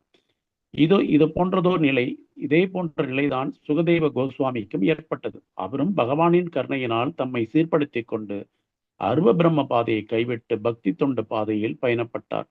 முழு மெய்ப்பொருளின் அருவ கருத்தினை கைவிட்டு பக்தி தொண்டினை மேற்கொண்ட சுகதேவ கோஸ்வாமியும் பில்வமங்கல தாக்கூரும் சாந்த ரசத்தில் நிலை பெற்றிருக்கும் பக்தர்களுக்கு சிறந்த எடுத்துக்காட்டாவார். சில அறிஞர்கள் இந்த நிலையினை பரமபாவம் அல்லது ரசமாக ஏற்றுக்கொள்ள முடியாது என்று கூறுகின்றனர். ஆனால் ஸ்ரீல ரூப கோஸ்வாமியோ ஒருவர் இதனை பரம பாவமாக ஏற்றுக்கொள்ளாவிட்டாலும் பக்தி தொண்டின் ஆரம்ப நிலையாக இதனை ஒத்துக்கொண்டே தீர வேண்டும் என்று கூறுகிறார். எது எவ்வாறாயினும் பகவானுக்கு செய்யும் உண்மையான பக்தி தொண்டு நிலைக்கு ஒருவன் தன்னை உயர்த்தி கொள்ளவில்லை என்றால் அவன் உன்னத ரச நிலையில் இருப்பவனாக கருதப்பட மாட்டான். இது தொடர்பாக ஸ்ரீமத் பாகவதம் 11ஆம் காண்டத்தில் பகவான் கிருஷ்ணர் உத்தவருக்கு இவ்வாறு உபதேசிக்கின்றார்.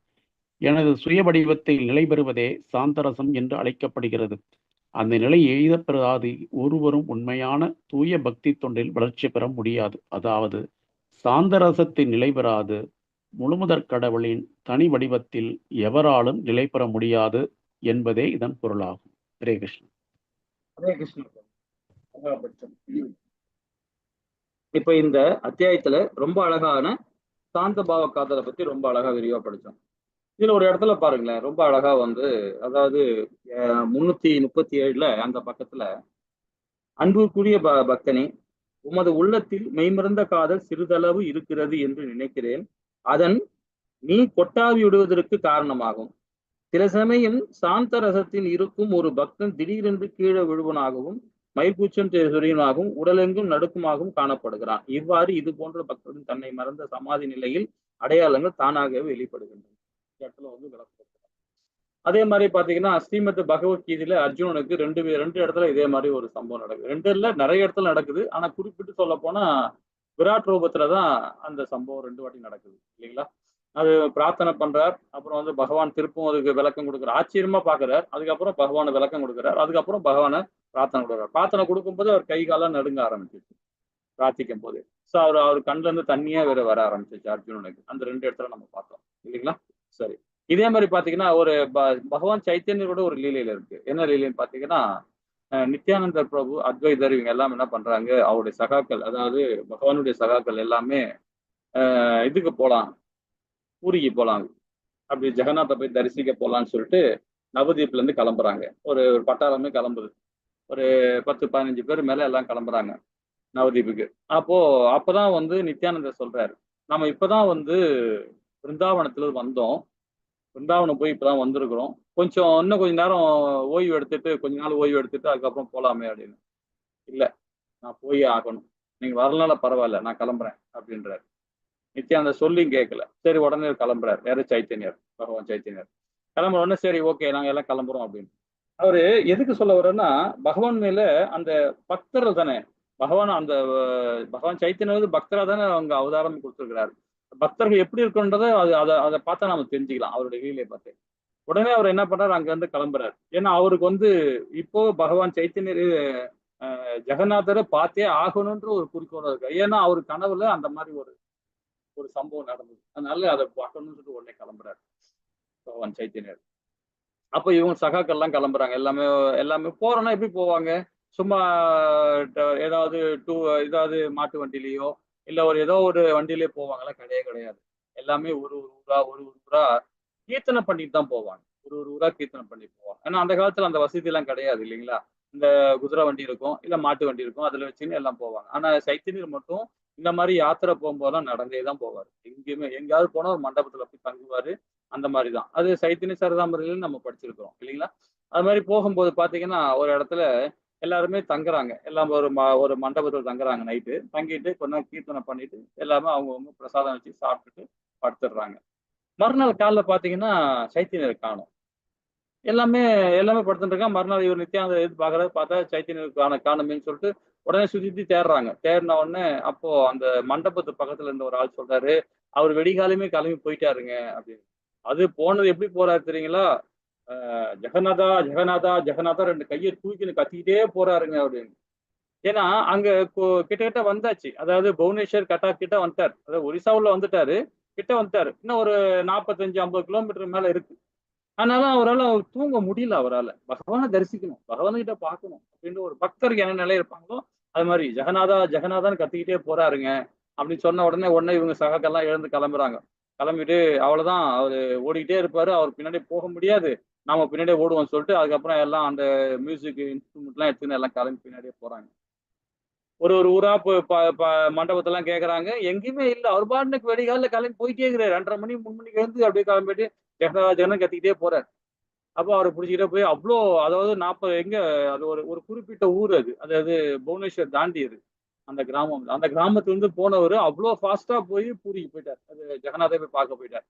ஸோ அந்த இடத்துல போன உடனே கோயிலோட பட்டர் இருக்கார் பார்த்தீங்களா, பட்டர் என்ன பண்றாரு, அந்த கோயில் எல்லாரையும் ஒழுங்குபடுத்தி மக்கள்லாம் ஒழுங்குபடுத்தி பகவானை தரிசிக்க எல்லாம் லைன்லாம் போட்டு பண்ணிட்டு வராங்க. இவர் என்ன பண்றாரு, எதையும் சட்டை பண்ணாரு, நேரா உள்ள போறாரு. நேரா உள்ள போய் அப்படியே பார்த்துக்கிட்டே பயங்கரமா கீர்த்தனை கத்துறாரு பகவானை. ஜெகநாதா ஜெகநாதா என கத்திக்கிட்டு அப்படியே மயக்கம் போட்டு கீழே வந்துட்டார். அப்படியே மூச்சு பூச்சி இல்லாம கிடக்குறாரு. உடனே அந்த கோவில் பட்டர் என்ன பண்றாரு, வந்து பாக்குறாரு. பார்த்துட்டு, ஐயப்பா அவர் மூச்சுக்குதா பாருங்கப்பா அப்படின்னு. மூச்சு பார்த்தா மூச்சு இல்லாத மாதிரி இருக்கு அப்படின்னு சொல்லிட்டு ஒரு ஆள் சொல்றாரு. சொன்ன உடனே, ஐயோ இறந்துட்டாரா அவரு, சரி உடனே என்னுடைய ரூம் கொண்டு போங்க அவரு அப்படின்னு சொல்லிட்டு அங்க வந்து பட்டரோட ரூமும் பக்கத்துல இருக்கு, அங்க கூட்டும் போய் அங்க படுக்க வைக்கிறாங்க. இதுக்கு இடையில இவங்க நித்யானந்த பிரபு எல்லாமே அவங்க சகாக்கள்லாம் வந்துட்டாங்க, அத்வைதர் கதாதார் எல்லாம் வந்துட்டாங்க. வந்த உடனே எல்லாம் 10-15 பேர் வந்துட்டாங்க.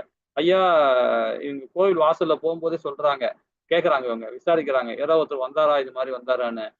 உள்ள ஒருத்தர் வந்தாரு, ஒருத்தாள் இறந்துட்டாரு வேற, அவர் யாருன்னே தெரியல அப்படின்னு சொல்லிட்டு சொல்றாங்க அப்படின்னு சொன்னோன்னே இவங்க உடனே உள்ள போறாங்க. ஆனா நித்யானந்தர் தெரிஞ்சு போச்சு, இவர் தான் சைத்தன்யர் தான் அப்படின்னு சொல்லிட்டு. அப்புறம் உடனே பட்டர் சொல்றாரு, யாருன்னே தெரியலப்பா, ஒருத்தர் ரொம்ப ரொம்ப பூரி படைஞ்சு அப்படியே மயக்கம் போட்டு கீழே விழுந்துட்டாரு, நாங்க மூச்சு பார்த்தா மூச்சு நின்று போன மாதிரி இருக்குது, இறந்துட்டாரு பொழுது, அவர்லாம் இறக்க மாட்டாருங்க, அவர் சமாதி நிலை அடைஞ்சிருப்பாரு அப்படின்னு சொல்லி நித்யானந்தர் சொல்றாரு. அது எங்க இருக்கிறாருன்னா, இந்த பக்கத்துல தான் அந்த ரூம் இருக்கு, என்னோட ரூம் இருக்கு, அங்க இருக்காங்க அப்படின்னு. சரி, உடனே இவங்க எல்லாம் போறாங்க, பட்டரும் கூட ஓடிடுறாரு. வந்த உடனே போய் தொட்டுக்கிட்டு பாக்குறாங்க, உடம்பு சில்லுன்னு இருக்கு, ஒரு மாதிரியா இருக்கு, இறந்துட்டாரு பொழுது அப்படின்னு நினைக்கிறாங்க அங்க இருக்கும். அப்போ சொல்றாங்க, இவரு இறக்கலங்க, உயிரோட தாங்க இருக்காருங்க அப்படின்னு சொல்லிட்டு நித்யானந்தர் அது எல்லாமே சொல்றாங்க. சொல்லி அவர் கேட்க மாட்டார் பட்டர், இல்லைங்க அவர் ஒண்ணுமே இல்லை, உடம்புலாம் பாருங்க சில்லுன்னு ஆகி போச்சுங்க அப்படி இப்படின்னு ஏதோ ஒண்ணு சொல்றாங்க, இறந்தா எப்படி இருக்குமோ அந்த மாதிரிங்க. ஒண்ணும் இல்லைங்க, இப்ப ஜெகநாதரை பத்தி ஒரு கீர்த்தனை பண்ணுங்க, எழுந்து உட்காந்து டங்கு டங்குன்னு ஆடுவார் பாருங்க அப்படின்னு. உடனே என்ன பண்ணாங்க, எல்லாருமே அந்த இன்ஸ்ட்ருமெண்ட் எடுத்துன்னு மிருதங்க எடுத்துன்னு வாசிக்க ஆரம்பிச்சிட்டாங்க. டம்மால் டிம்மின்னு பகவானை பத்தி பாட ஆரம்பிச்சிட்டாங்க. உடனே எழுந்துக்கிட்டு இவரு உடனே பயங்கரமா ஆட்டம், எப்படி ஒரு அவ்வளோ விஷயமா ரொம்ப அற்புதமா ஒரு நடனம் ஆட ஆரம்பிச்சிட்டார் வேற சைத்தன்யர். அப்போ அவர் பட்டர் பார்த்துட்டு அப்படியே தகச்சு போய் நிற்கிறார். திருமூர்த்தி பட்டர் அவர் பேரு, நல்ல பேரு அவரு, பட்டாச்சாரின்னு சொல்லுவாங்க, பட்டர்ன்னு சொல்லுவாங்க. ஸோ அவர் அப்படியே பார்த்துட்டு அப்படியே நிற்கிறார், தகைச்சு போய் நிற்கிறார். ஓ, இதுதான் உண்மையான பக்தி போல இருக்கு அப்படின்னு. ஸோ அது மாதிரி பகவானுடைய பக்தர்கள் பார்த்தீங்கன்னா அந்த மாதிரி தான், மூச்சு பேச்சு இல்லாம ஊர்ந்து கிடப்பாங்க, அப்படியே நிற்பாங்க, அப்படியே மாலையா தண்ணி ஒரு மாத்தா சொல்றாங்க பார்த்தீங்களா. பகவானுக்கு பிரசாதம் செய்யும் போது பார்த்தீங்கன்னா சில பேர் துணி வாயில கட்டிட்டு செய்வாங்க, ஸ்மெல்லு மூக்குல போகக்கூடாது பிரசாதம், ஏன்னா பகவானுக்கு டைரக்டா கொடுக்கணும், அந்த மாதிரி எல்லாம் பண்ணுவாங்க. ஸோ அதுக்குதான் நம்மளுடைய ஆச்சாரி நமக்கு சொல்லி கொடுத்தாரு. என்ன சொன்னாருன்னா, பகவானுடைய பிரசாதம் நீ வந்து மூக்குல இந்த மாதிரிலாம் துணிலாம் கட்டிட்டுலாம் செய்ய வேண்டாம், நார்மலாவே இரு. அதுக்கு என்ன பண்ணுன்னா, அந்த இடத்துல நீ பிரசாதம் பண்ற இடத்துல அந்த அடுப்பு இருக்கு பார்த்தீங்களா, ஸ்டவ் இருக்கு, அது பக்கத்துல பகவானுடைய ஒரு போட்டோ வச்சிரு, அங்க ஒரு விளக்கேற்றி வச்சிரு, அவரை நினைச்சு செய், அவ்வளவுதான். அந்த ருசி அவர் எடுத்துப்பாரு. அதுக்கப்புறமா நீ வெறும் பிரசாதம் ஒண்ணுமே பிரச்சனை இல்லை, அதெல்லாம் செய்ய, அந்த மாதிரிலாம் செய்யாதீங்க, மூக்கா பிடிச்சிக்கிட்டு எல்லாம் பண்ண வேண்டாம், இயல்பா பகவானுக்கு பிரசாதம் பண்ணு, இயல்பா பண்ணு அப்படின்னு சொல்லி கொடுத்தாரு. அதுல இருந்து நாம என்ன பண்றோம், சமையல் ரூம்ல அறையில ஒரு சின்ன பகவானுடைய விக்கிரகம் இருக்கும், அப்புறம் நம்மளுடைய விக்கிரகம்ல போட்டோஸ் இருக்கும். அதே மாதிரி நம்ம ஜெயபதக மகாராஜாவோட சின்ன ஒரு போட்டோ ஒன்று மேல வச்சிருக்கேன். ஸோ அந்த மாதிரி வச்சுக்கிட்டு அங்க வச்சு ஒரு விளக்கு ஒன்று எரியும், எப்பவுமே வந்து ஒரு சின்ன கண்ணாடி விளக்கு சொல்லுவாங்க பார்த்தீங்களா, எப்பவுமே எரிஞ்சுக்கிட்டே இருக்குமா அந்த மாதிரி. ஸோ அந்த விளக்கு வச்சிருக்கோம். அப்போ அது வச்சும்போது நம்ம பகவானுக்கு நம்ம செஞ்சுக்கிட்டே இருக்கணும். செஞ்சுட்டு அங்கேயே நாமும் அவருக்கு இது பண்ணிடலாம், நெய்வேத்தியம் பண்ணிடலாம், இங்கேயோட பண்ணிடலாம், சில இது நம்ம விக்கிரகத்திலே பண்ணலாம், ஒன்றும் பிரச்சனை இல்லை. அது மாதிரி பண்ணணும். அதெல்லாம் ஏன்னா வந்து அது மாதிரி பண்ணும்போது நமக்கு பத்தி நிறைய அந்த சாஸ்திர சம்பிரதாயத்தை நம்ம கரெக்டா அதை ஃபாலோ பண்ண ரொம்ப அழகா நமக்கு வந்து ஒரு பிடிப்பு கிடைக்கும், பகவான் மேல ஒரு காதல் கிடைக்கும், ஒரு பற்று கிடைக்கும், அந்த மாதிரி ஒரு விஷயங்கள். அதனால பௌதிக செயல்பாடு நமக்கு சுத்தமா வரையே வராது, சுத்தமா என்னமே வராது. நம்ம பகவானுக்கு பிரசாதம் செய்யும்போது பார்த்தீங்கன்னா எந்த நினைப்பும் நமக்கு இருக்காது, பகவானுக்கு இப்படி செஞ்சா மில்லும் மங்கு தாகூர் மாதிரி தான் நமக்கு. அவர் ஒண்ணுமே இல்லாம பகவானுக்கு நெய்வேத்தியம் பண்ணுவார், ஒரு பொருளும் இருக்காது, ஒரு கட்டை இருக்காது, நெருப்பு இருக்காது, பாத்திரம் இருக்காது, பருப்பு இருக்காது, அரிசி இருக்காது, ஒண்ணுமே இருக்காது. ஆனா பகவானுக்கு நெய்வேத்தியம் பண்ணி சாப்பாடு ஊட்டுவார். அதையும் பகவான் வாங்கி அற்புதமா சாப்பிடுவார். சப்பலாம் போட்டு உட்காந்துக்கிட்டு சாப்பிட்டு இருப்பார். அவ்வளவு அற்புதமா சாப்பிடுவார். சோ அந்த மாதிரி பகவானுக்கு வந்து உண்மையான பக்தர்கள் வந்து அப்படிதான் இருப்பாங்க. அதே மாதிரி பாத்தீங்கன்னா நம்ம இதுல கிரிவலம் போகும்போது பாத்தீங்கன்னா நம்ம வந்து பரிகிராமம் பண்ணும்போது நம்முடைய மதுரால கோவர்த்தன மலை சுற்றி வரும்போது பாத்தீங்கன்னா ஏகப்பட்ட பேர் வந்து சன்னியாசிங்க உட்கார்ந்துட்டு இருப்பாங்க. அவங்க எல்லாம் பாத்தீங்கன்னா எதை பத்தி கவலைப்பட மாட்டாங்க. ரொம்ப அற்புதமா ஏதாவது ஒரு சிந்தனை பண்ணி சிரிச்சுக்கிட்டு அப்படியே பகவானை நினைச்சு அந்த மலையை பார்த்து சிரிச்சுன்னு இருப்பாங்க. இப்ப நாங்க வரும்போது அவங்க சம்பவத்தை பார்த்தோம். நாங்க அந்த கிரிவலம் போகும்போது அந்த பரிகிராமம் பண்ணும்போது அவங்க மலையை பார்த்து அப்படியே சிரிச்சுக்கிட்டே இருக்கிறாங்க. அப்படியே அவங்க பாட்டு ஏதோ ஒன்று பண்ணிட்டு இருப்பாங்க. திடீர்னு ஒருத்தர் இப்படி படுத்துக்கிட்டு தலைமையில கை வச்சுன்னு மலையை பார்த்துட்டு இருக்காரு. அது ஏதோ ஒன்று சோகம் கூட இல்லை அவருக்கு. ஏதோ நினைச்சுன்னு அப்படியே மலையை பார்த்துன்னு இருக்கிறாரு. சோ அதெல்லாம் என்னன்னு பாத்தீங்கன்னா உண்மையான பக்தர்கள் அவங்க கையில வேற ஒரு பொருள், ஒரு தண்ணி பாக்கெட்டு ஒண்ணு கிடையாது. அப்படியே படுத்துக்கிட்டே இருக்கிறாங்க. நான் அங்க இருந்து போகும்போது அந்த கொஞ்சம் ஒரு 1/2 கிலோமீட்டர் நடந்து போயிட்டேன். திரும்பி பாக்குறேன், பார்த்தா கூட அவர் அப்படிதான் அதே நிலைதான் படுத்துட்டு இருக்காரு. முடிச்சுன்னு தான் இருக்கிறாரு, தூங்க கூட இல்லை. கண்ணத்துல கை வச்சு அப்படியே படுத்துட்டு இருக்காரு. ஒருத்தர் அப்படியே பார்த்து சிரிச்சுக்கிட்டே இருக்காரு மலையை பார்த்துக்கிட்டு. சோ அவங்களுக்கு எப்படின்னா அதுதான் ஒரு மெய் மறந்த காதல். பகவானை நினைச்சுக்கிட்டு அப்படியே அது பிரேமத்துல. ஏன்னா அதெல்லாம் ரொம்ப அபூர்வமா இருக்கும் அந்த இடம்லாம் பாக்குறதுக்கு எல்லாம். இப்ப நம்ம திருவண்ணாமலை கிரிவலம் போறாங்க பாத்தீங்களா, அங்கெல்லாம் போய் பாருங்களேன். சித்தர்கள் சரி, உண்மையான பக்தர்கள் அவங்க எல்லாம் பாத்தீங்கன்னா ரொம்ப அற்புதமா அவங்க செயல்பாடுகள் ரொம்ப அற்புதமா இருக்கும். ரொம்ப ரொம்ப அற்புதமா இருக்கும் இல்லைங்களா? ஹரே கிருஷ்ணா. சரி, 36வது அத்தியாயம் பார்க்கலாம். என்ன சொல்றது? ஹரே கிருஷ்ணா பிரபுஜி, ஹரே கிருஷ்ணா பிரபுஜி. பிரபுஜி வில்வமங்கல தாக்கூர் புருஷாஷ்டகம் எழுதினார் பிரபுஜி. பகவானை என் இதயத்தில் சிறை வைத்திருக்கிறேன், 1 கோடி ஆண்டானாலும் நான் அவரை வெளியில் விடமாட்டேன்னு எழுதியிருக்கார் பிரபுஜி. ஹரே கிருஷ்ணா பிரபுஜி. ஹரிபோல் மாதாஜி, ஹரிபோல் ஹரிபோல். ஹரே கிருஷ்ணா. சரி, இந்த இந்த அத்தியாயம் படிப்போமா? இதுல என்ன சொல்லப்படுறாங்க? அதாவது உன்னத நேசம், அதாவது தொண்டு நிலை. இது இப்ப நம்ம அதை பத்தி இவ்வளவு நேரம் படிச்சுட்டு இருந்தோம். இதுல உபதேசங்கள் மூலியமா என்ன சொல்லப்படுறாங்க? இந்த உபதேச புக்கு எங்காவது யாராவது இருந்துன்னா வாங்குங்க. எனக்கு ஒரு புக்கு தான் கிடைச்சது. நிறைய பேர் கேட்கறாங்க, என்னால போய் வாங்க முடியல, இந்த கோவில் வேற சர்வீஸ் போகணுமா, அதனால ஒரு பிரபுஜி எனக்கு போன் பண்ணிட்டு நிறைய விஷயம் கேட்கணுன்றாரு. என்னால இது பண்ண முடியல. ஒரு உபநேசம் புக்கு நான் ஒரு 6 மாசம் முன்னாடி ஒரு புக்கு ஒன்று வாங்கினேன். ஆனா அந்த புக்கு ரொம்ப நல்லா இருக்கு. நம்ம ஸ்ரீ சம்பிரதாயத்தின் மூலியமா எழுதின புக்கு அது. ஆனா நம்ம சைத்தன்யரை பத்தி ரொம்ப அழகா எழுதிட்டாங்க இந்த உபநேசங்களை. இப்ப நாமும் பக்தி ரசாம்பர சிந்துல படிக்கிற அந்த உபநேசங்களையும் இதுவும் வந்து பாத்தீங்கன்னா நல்லா இருக்கு. ஏன்னா இது வந்து பாத்தீங்கன்னா 4 வேதங்கள்ல இருந்து எடுத்திருக்கிறாங்க. தெரியுதுங்களா? இந்த புக்கு ரொம்ப அற்புதமா இருக்கு. இது பாத்தீங்கன்னா ரொம்ப விலை வந்து பாத்தீங்கன்னா 1800 ரூபாய். இது 1800 ரூபாய் இந்த புக்கோட விலை. ஒரு கிட்டத்தட்ட பாத்தீங்கன்னா 4800 பக்கம் இருக்கு. ரொம்ப அற்புதமானது. ஆனா வந்து பாத்தீங்கன்னா 4 வேதத்தையும் சம்பந்தப்பட்டு 10 உபநேசங்கள். நம்ம அதாவது இன்னைக்கு நம்ம வாழ்வியல்ல இருக்கிறத மட்டும்தான் 108 உபநேசங்கள்ல இந்த 10 உபநேசங்கள் தான் இன்னைக்கு நம்ம அதை ஃபாலோ பண்ண முடியும். மற்ற உபநேசங்கள்லாம் ஃபாலோ பண்ண முடியாது. அதுலயும் சிறப்பா வந்து கொடுத்துருக்காங்க நம்ம ஆச்சாரிகள். அதாவது ஸ்ரீ சம்பிரதாயத்துல உள்ள ஆச்சாரிகள் கொடுத்துருக்காங்க. ரொம்ப அற்புதமா இருக்கு. ஏன்னா இது பக்தி ரசாம்பர சிந்துல உள்ள அப்படியே சூட்டபிளா இருக்கு. அதுல அந்த புக்கு வாங்கினா கண்டிப்பா வாங்கி படிங்க. இது எங்க வாங்கினா நான் மயிலாப்பூர்ல கபாலீஸ்வர் கோயில் பார்த்தீங்களா, அதுல வந்து கிரீஸ்டோர்ல தான் போய் நான் வாங்கினேன். நீங்க கிரீஸ்டோர்ல போனீங்கன்னா இந்த மாதிரி புக்ஸ் தான் நிறைய கிடைக்கும். வாங்கி படிங்க, நிறைய விஷயங்கள் இருக்கு அதுல. ஹரே கிருஷ்ணா. சரி, அத்தியாயம் 36 உன்னத நேசம் தொண்டு நிலை. இதை பத்தி நம்ம படிப்போமா? ஹரே கிருஷ்ணா. யாராவது படிக்கிறீங்களா? பிரபுஜி நார்மலா படிச்சுட்டாங்க. வேற யாராவது மாதாஜி அதை படிக்கிறீங்களா? உன்னத நேசம் அத்தியாயம் 36. மனவாசகம் கடந்த உயர்ந்த நிலையானது ஸ்ரீதர சுவாமி போன்ற அறிஞர்களால் பக்தி தொண்டின் நிறைவு நிலையாக ஏற்றுக்கொள்ளப்பட்டு இருக்கிறது. இந்த சாந்த ரசத்திற்கு சற்று மேலானதும் தொண்டு ரசத்தின் வளர்ச்சிக்கு தேவையானதும் ஆகும். நாம கௌமுதி போன்ற இலக்கியங்களில் இது போன்ற நிலையானது கிருஷ்ணர் மீதான நேசம் அல்லது ஈடுபாட்டின் தொடர்ந்த நிலையாக ஏற்றுக்கொள்ளப்பட்டிருக்கிறது. சுகதேவ கோஸ்வாமி போன்ற அறிஞர்கள் இந்த நேச நிலையானது சார்ந்த நிலைக்குரியது என்பர். எது எவ்வாறாயினும் இந்த நேசமானது பல்வேறு பக்தர்களால் பல்வேறு உன்னத நிலைகளில் சுவைக்கப்படுகிறது. அதனால் இந்த நிலைக்கு பொது பெயர் நேசம் அல்லது கிருஷ்ணர் மீதான தூய பற்று ஆகும். தொண்டு மார்க்கத்தில் ஈடுபட்டிருக்கும் பக்தர்கள் கிருஷ்ணர் மீது பயபக்தியுடன் கூடிய பற்றுடையவர்களாக இருக்கின்றனர். கோகுலவாசிகள் சிலர் பூலோகத்தில் உள்ள விருந்தாவனம் கிருஷ்ணர் மீது பயபக்தியுடன் கூடிய நேசமுடையவர்களாக இருக்கின்றனர். பிருந்தாவன வாசிகள் எப்போதும் இவ்வாறு கூறுவர். கிருஷ்ணர் எப்போதும் நம்முன் கார்மேகம் போன்ற கருநிறமுடையவராக தோன்றுகின்றார். அவர் தமது செந்தாமரை கரத்தில் புல்லாங்குழலை வைத்துள்ளார். அவர் மஞ்சள் வண்ண ஆடை உடுத்தி தமது தலையில் மயில் இறகினை அணிந்திருக்கின்றார். இந்த கோலத்தில் கிருஷ்ணர் கோவர்த்தன மலை அருகே நடந்து செல்லும் போது தேவலோக வாசிகளும் பூலோக வாசிகளும் பரமானந்தம் அடைந்து தங்களை கிருஷ்ணரின் நித்திய தொண்டர்களாக கருதுகின்றனர். சில சமயம் கிருஷ்ணரை போல் ஆடை உடுத்தி அவரை போன்ற வண்ணத்தில் விஷ்ணுவை சித்திரத்தில் காணும் பக்தர்களும் இது போன்ற பயபக்திக்கு ஆளாகின்றனர். ஒரே ஒரு வேறுபாடு, அந்த விஷ்ணு 4 கரங்களை உடையவர் ஆவார்.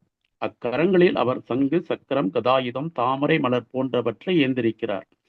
பகவான் விஷ்ணு எப்போதும் சந்திரகாந்தக்கள், சூரியகாந்தக்கள் போன்ற பல விலை மதிப்பற்ற ரத்தினங்களால் அலங்கரிக்கப்பட்டிருப்பார்.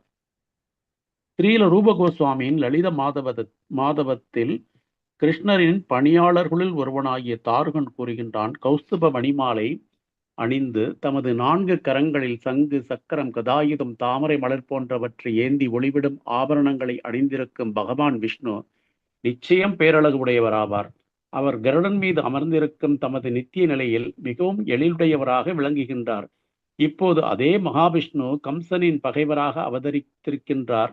அவரது திருவடிவத்தை கண்ணுற்று வைகுண்ட லோகத்தில் உள்ள செல்வங்களை எல்லாம் நான் முற்றிலும் மறந்து போனேன். மற்றொரு பக்தர் ஒருமுறை கூறினார், இந்த முழுமுதற் கடவுளின் ரோம கால்களிலிருந்தே கோடிக்கணக்கான பிரபஞ்சங்கள் தோன்றி வளர்ச்சி பெறுகின்றன. அவர் கருணை கடல். அவர் நினைத்தற்கரிய சக்திகள் உடையவர்.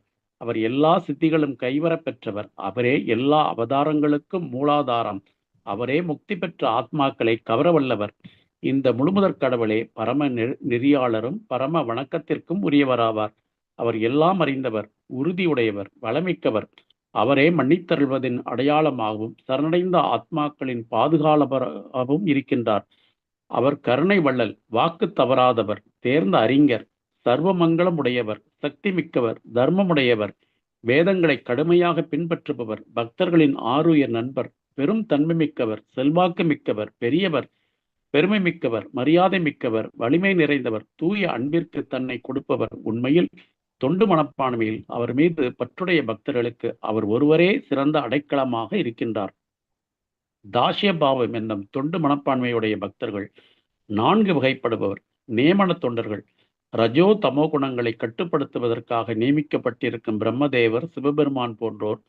பகவானால் காக்கப்படும் தொண்டர்கள் பகவானின் நித்திய துணைவர்களான பக்தர்கள். பகவானின் காலடி சுவடுகளை பின்பற்றும் பக்தர்கள். நியமன தொண்டர்கள் கிருஷ்ணரின் மனைவியரில் ஒருத்தியான ஜாம்பவதிக்கும் அவளது தோழியான காளிந்திக்கும் இடையே நடைபெற்ற உரையாடலில் ஜாம்பவதி கேட்டால், நமது கிருஷ்ணரை சுற்றி வலம் வரும் இவள் யார்? காளிந்தி பதில் கூறினாள், அவள் உலக நடப்புகளை எல்லாம் கண்காணிக்கும் அம்பிகை ஆவாள். கிருஷ்ணரை கண்டு நடுநடுங்கிக் கொண்டிருக்கும் இவர் யார் என்று ஜாம்பவதி மீண்டும் கேட்க, அவர் சிவபெருமான் என்று பதில் கூறினாள் காளிந்தி. மீண்டும் ஜாம்பவதி, அதோ பிரார்த்தனை செய்து கொண்டிருக்கின்றாரே, அவர் யார் என்று கேட்க காளிந்தி, அவர் பிரம்மதேவன் என்றாள். நிலத்தில் நெடுஞ்சான் கிடையாக வீழ்ந்து கிருஷ்ணரை வணங்கும் அவர் யார் என்று ஜாம்பவதி கேட்க, அவர் தேவர் தலைவரான தேவேந்திரன் வந்து அவர்களோடு சேர்ந்து சிரித்து கொண்டிருக்கும் அவர் யார் என்று வினவ, அவர்தான் மரணதேவனும் எனது மூத்த சகோதரரும் ஆகிய யமராஜன் என்று காளிந்தி பதில் கூறினாள். இந்த உரையாடல் பகவானால் நியமிக்கப்பட்ட யமராஜன் உள்ளிட்ட அனைத்து தேவர்களையும் பற்றி விளக்குகிறது. இவர்கள் அதிகிருத தேவதா, அதாவது ஒரு குறிப்பிட்ட பணிக்காக நியமிக்கப்பட்டுள்ள தேவர்கள் என்று அழைக்கப்படுகின்றனர். பகவானின் அடைக்கலம் மற்றும் பாதுகாப்பின் கீழ் இருக்கும் பக்தர்கள். பிருந்தாவனத்தை சேர்ந்த ஒருவர் கிருஷ்ணரிடம் கூறினார், போற்றுதலுக்குரிய கிருஷ்ணரே, ஓ பிருந்தாவனத்தின் இன்பமே, இந்த பௌதிக வாழ்விற்கு அஞ்சி உம்மை சரணடைந்திருக்கும் எங்களை நீர் முற்றிலும் பாதுகாப்பீராக. உமது மகிமையை நாங்கள் நன்கு அறிவோம். அதனால் நாங்கள் முக்தியினை கைவிட்டு உமது தாமரை திருப்படிகளை முற்றிலும் சரணடைந்திருக்கின்றோம். எப்போதும் அதிகரிக்கும் உமது பரம அன்பினை பற்றி கேள்விப்பட்டவுடன் உமது உன்னத தொண்டில் நாங்கள் எங்களை தாங்களாகவே ஈடுபடுத்தி கொண்டோம். இது பகவானின் அடைக்கலம் மற்றும் பாதுகாப்பின் கீழ் இருக்கும் ஒரு பக்தனின் கூற்றாகும். தொடர்ந்து கிருஷ்ணரால் தாக்கப்பட்டு தண்டனைக்குள்ளாகிய யமுனை நதியில் வாழ்ந்த காளிங்கன் என்னும் கருணாகம் உணர்வு பெற்று இவ்வாறு கூறியது: போற்றுதலுக்குரிய பகவானே, நான் தங்களுக்கு பெரும் குற்றமளித்து விட்டேன். இருந்தும் அன்புமயமான தாங்கள் தங்களது தாமரை திருவடிகளின் தடத்தினை எனது தலை மீது பதித்து எனக்கு அருள் புரிந்து உள்ளீர்கள். இதுவும் கிருஷ்ணரின் தாமரை திருவடிகளை ஒருவன் சரணடைந்ததற்கான எடுத்துக்காட்டாகும். அபராத பாஞ்சனத்தில் ஒரு தூய பக்தன் தனது உணர்ச்சிகளை இவ்வாறு வெளிப்படுத்துகிறான்: போற்றுதற்குரிய பகவானே, எனது எஜமானர்களான காமம், கோபம், ஆசை, மோகம், துவேஷம் என்பவர்களின் கட்டளைகளை நிறைவேற்றி கொண்டிருந்தேன் என்று உமது முன்னிலையில் ஒத்துக்கொள்ள பெரிதும் வெட்கப்படுகிறேன். சில சமயம் அவர்களின் கட்டளைகளை மிகவும் அருவருக்கத்தக்க வழியில் நிறைவேற்றியுள்ளேன். அவர்களுக்கு நம்பிக்கையுடன் உழைத்தும் அவர்களை திருப்தி அடையவும் இல்லை. என்னை வேலை வாங்க அவர்கள் வெட்கப்படவும் இல்லை. போற்றுதலுக்குரிய பகவானே, ஓ எதிர்குலத்தின் தலைவரே, இப்போது எனக்கு புத்தி வந்து விட்டது. நான் உமது தாமரை திருவடிகளை சரணடைந்திருக்கிறேன். அருள் கூர்ந்து என்னை உமது தொண்டில் ஈடுபடுத்த வேண்டும். பகவான் கிருஷ்ணரின் தாமரை திருவடிகளில் சரணடைவதற்கும் அடைக்கலம் பெறுவதற்கும் இந்த நிகழ்ச்சி மற்றும் ஒரு சான்றாகும். யூக அறிவினால் முக்தியை தேடி அலைந்தவர்கள் அதனை கைவிட்டு பகவான் கிருஷ்ணரின் தாமரை திருவடிகளில் முற்றிலும் சரணடைந்ததற்கு வேத இலக்கியங்களில் ஏராளமான சான்றுகள் உள்ளன. இதற்கு ஒரு உதாரணம் நைமிசாரண்யத்தில் சவுனக முனிவரின் தலைமையின் கீழ் இருந்த அந்தணர்களை கூறலாம். கற்றறிந்த அறிஞர்கள் அவர்களை நிறைவு ஞானமுடைய பக்தர்கள் என்று ஏற்றுக்கொள்கின்றனர். ஹரிபக்தி சுதோதயத்தில் ஓரிடத்தில் சவுனக ரிஷியின் தலைமையின் கீழ் உள்ள இந்த அந்தணர்கள் சூத கோஸ்வாமியிடம் கூறுகின்றனர்: போற்றுதற்குரிய மகாத்மாவே, இது என்ன விந்தை! மனிதர்களாகிய நாங்கள் பௌதிக வாழ்க்கையின் பாபக்கரை படிந்தவர்களாக இருந்த போதிலும் முழுமுதற் கடவுளை பற்றி உங்களிடம் கலந்துரையாடிய பின்னர் முக்தியின் மீதான எங்கள் நாட்டத்தினை படிப்படியாக இகழ்ந்துரைக்க தொடங்கிவிட்டோம். பக்தியாவளியில் ஒரு பக்தன் கூறுகிறான்: ஆத்ம உணர்வு பெறுவதற்காக யூக அறிவில் பற்றுடையவர்கள் முழு மெய்ப்பொருள் தியானிப்பதற்கு அப்பாற்பட்டது என்று முடிவு செய்துள்ளனர். மேலும் அவர்கள் சத்துவ குணத்தை நிலை பெற்றிருக்கின்றனர். அவர்கள் அமைதியுடன் அதிலே ஈடுபட்டிருக்கட்டும். எங்களை பொறுத்தமட்டில் நாங்கள் முழுமுதற் கடவுள் மீது பற்று உடையவர்கள் ஆவோம். இயற்கையிலே அவர் இனிமையானவர். கருநிற மேகத்தை போல் உடல் வண்ணமுடையவர். அவர் மஞ்சள் வண்ண பட்டாடைகள் அணிந்திருக்கின்றார். அவருடைய விழிகள் செந்தாமரை மலர்களைப் போல் எழில்மிக்கவையாகும். நாங்கள் அவரை மட்டுமே தியானிக்க விரும்புகின்றோம். தங்கள் ஆத்ம உணர்வின் ஆரம்பத்திலிருந்தே பக்தி தொண்டில் பற்றுடையவர்கள் சேவானிஷ்டா என்று அழைக்கப்படுகின்றனர். சேவானிஷ்டா என்றால் பக்தி தொண்டில் பற்றுடையவன் என்று பொருளாகும். இதற்கு சிறந்த உதாரணமாக திகழ்பவர்கள் சிவபெருமான், தேவேந்திரர், மன்னர், பகுலாஸ்வர் மற்றும் இஷ்வாகு, சுருததேவர், புண்டரிகன் போன்றோராவர். ஒரு பக்தன் கூறுகிறான்: போற்றுதலுக்குரிய பகவானே, உமது பரம குணங்கள் முக்தி பெற்ற ஆத்மாக்களை கூட வசீகரித்து அவர்களை உமது கீர்த்திகளை எப்போதும் ஜெபித்து கொண்டிருக்கும் பக்தர்கள் குலாத்தில் கொண்டு போய் போட்டு விடுகிறது. தனிமையான இடங்களில் வாழ்ந்து பழகிப்போன மகரிஷிகளையும் கூட உமது புகழ் கீர்த்தனைகள் ஈர்க்கின்றன. உமது பரம கல்யாண குணங்களை எல்லாம் கண்டு நானும் கூட அவற்றில் லயித்து எனது வாழ்க்கையே உமது அன்பு தொண்டிற்கு அர்ப்பணம் செய்ய தீர்மானித்து விட்டேன். ஹரே கிருஷ்ணா பிரபு. ஹரே கிருஷ்ணா. இதோட ஸ்டாப் பண்ணிப்போம். ஏன்னா எனக்கு கிளாஸ் இருக்கு. இது வந்து நித்திய, அதாவது துணைகள் வந்து நம்ம அடுத்த வாரம் பார்ப்போம், துணைகளை பத்தி. ஹரே கிருஷ்ணா. இப்ப நாம இந்த அத்தியாயத்துல ரொம்ப அழகான, அதாவது பகவானுடைய அதாவது அடைக்கலம் மற்றும் பாதுகாப்பின் கீழ் இருக்கும் பக்தர்கள் யார் அப்படின்றத நம்ம பார்த்தோம் இல்லைங்களா? அதே மாதிரி தியான தொண்டர்கள் யார்? தியான தொண்டர்கள் பாத்தீங்கன்னா அதுக்கு இப்போ இந்த இடத்துல வந்து ஒரு ஒரு ஸ்டோரி மூலியமா சொல்லியிருக்கான். சிவபெருமானையும் பிரம்மதேவரையும், அதாவது இந்திர பகவானையும், அதோட காரணத்தை பத்தியும் இது ரொம்ப அழகா இந்த இடத்துல கொடுத்துருக்காங்க. தியானத்தை பத்தி சொன்ன இப்ப நம்ம அது படிக்கலாம். எனக்கு கொஞ்சம் அது ஒரு 2-3 ஸ்டோரிலாம் இருக்கு, சொல்லலாம். நான் இப்ப எனக்கு டைம் இல்லை, நானும் மறந்துட்டேன். இப்போ தான் பார்த்தேன், டைம் பார்த்தா 8:30 ஆகி போச்சு. நான் அந்த கிளாஸுக்கு வர போய் ஆகணும். அதோட நிறுத்திப்போம். அடுத்த வாரம் அந்த 2-3 ஸ்டோரியோட சொல்லிக்கிட்டு இதையும் நான் தொடர்ந்து நடத்துவோம். ஹரே கிருஷ்ணா. வாஞ்ச கல்பத்தராய கிருபசிந்தேவ சபநானம் பாவனிய வைஷ்ணவி நமோ நமக. ஜெய் ஸ்ரீ கிருஷ்ணா சைத்தன்ய பிரபு நித்யானந்த ஸ்ரீ அத்வைத கதாதார சிவாசாதி கௌரவர்த்தவர் முடிச்சு. ஹரே கிருஷ்ணா ஹரே கிருஷ்ணா கிருஷ்ணா கிருஷ்ணா ஹரே ஹரே ஹரே ராம ராம ராம ஹரே ஹரே. ஓம் ஹரே கிருஷ்ணா. ஏதாவது டவுட் இருந்தா கேட்கலாம். ஹரே கிருஷ்ணா.